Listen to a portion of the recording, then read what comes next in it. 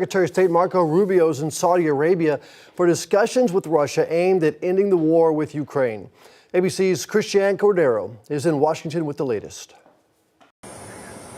Today, U.S. officials arrived at what's expected to become the negotiating table to end Russia's war in Ukraine 1 week shy of its 3-year mark. We're working very hard on it.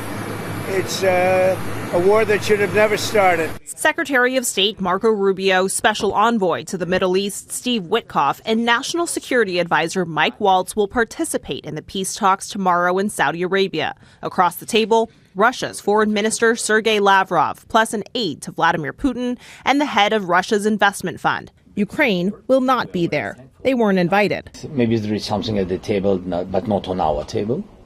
So I didn't see any invitations. Ukrainian President Volodymyr Zelensky over the weekend reiterated Ukraine will not accept a deal struck between the U.S. and Russia if they're left out of negotiations. President Trump was asked if he sees Ukraine as equal in the talks. Do you view Ukraine as an equal member of this peace process? It's an interesting question. I think they have to make peace.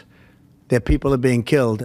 The Trump administration, in a significant shift of support, has insisted an end to the war would require Ukraine concede land to Russia. Witkoff, ahead of tomorrow's talks with Russia, said it's still early. And I'm not dismissive of the details. They're important.